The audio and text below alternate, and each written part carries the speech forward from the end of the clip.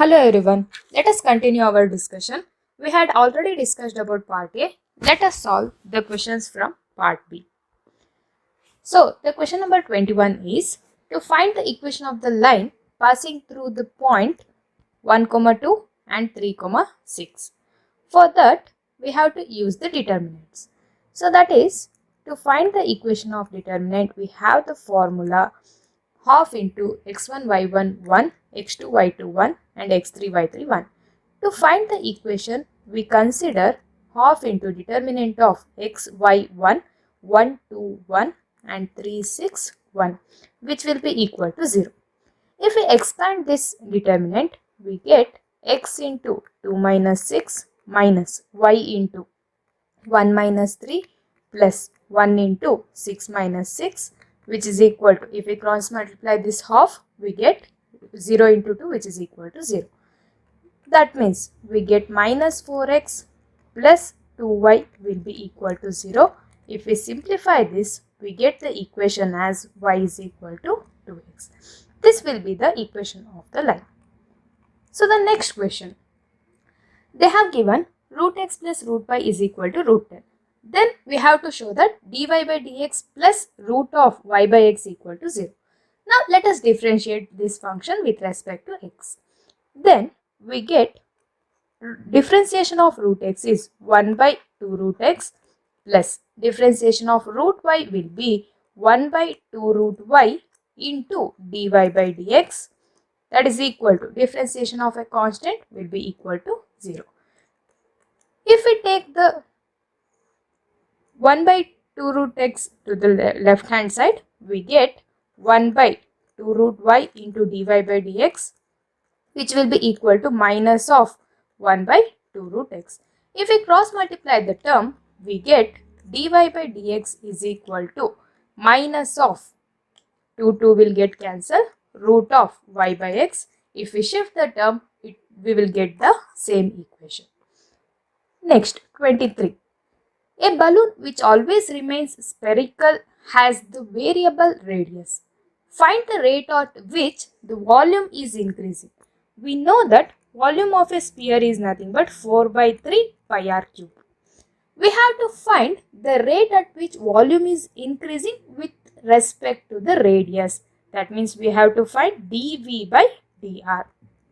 If we differentiate this volume function, we get 4 by 3 pi, differentiation of r cube will be 3r square.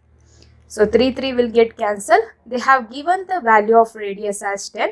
If we substitute the value, we get the answer as 4 pi into 10 square, which is nothing but 400 pi centimeter cube per centimeter.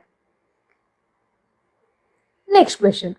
Find the interval in which the function is decreasing. To find whether the function is increasing or decreasing, first let us differentiate the given function. The differentiation will be 12x square minus 12x minus 72. If we take 12 common, we are left with x minus x square minus x minus 6, which is nothing but 12 into x minus 3 into x plus 2. So, the function divides the whole number line into 3 parts. If we consider f dash of x equal to 0, we get the value of x as minus 2 and plus 3. Therefore, by using wavy curve method, we can find that the function is increasing from the interval 3 to infinity and it is decreasing from minus 2 to 3 and again increasing from minus infinity to minus 2. Therefore, the function f of x is decreasing in the interval minus 2, 3. Next. So, to find the integral of cot x into log of sin x dx, let us consider log of sin x equal to t. If we differentiate this function, the differentiation will be 1 by sin x into differentiation of sin x will be cos x into dx, that is equal to dt. That is nothing but cot x into dx will be equal to dt. Therefore, the integral cot x into log of sin x into dx can be written as integral cot x dx is dt and log of sin x is t. So, t into dt. That will be t square by 2 plus c. If we resubstitute for t, we get log of sin x whole square by 2 plus c. Now, let us solve 26th question. So, we have to show that y equal to a sin x plus b cos x is the solution of the differential equation d square y by dx square plus y equal to 0. For that, differentiate the given function.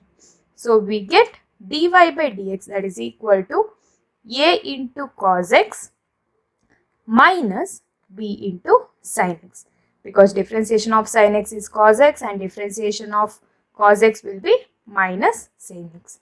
If we differentiate the function again, we get minus a sin x minus b cos x, which is nothing but minus y.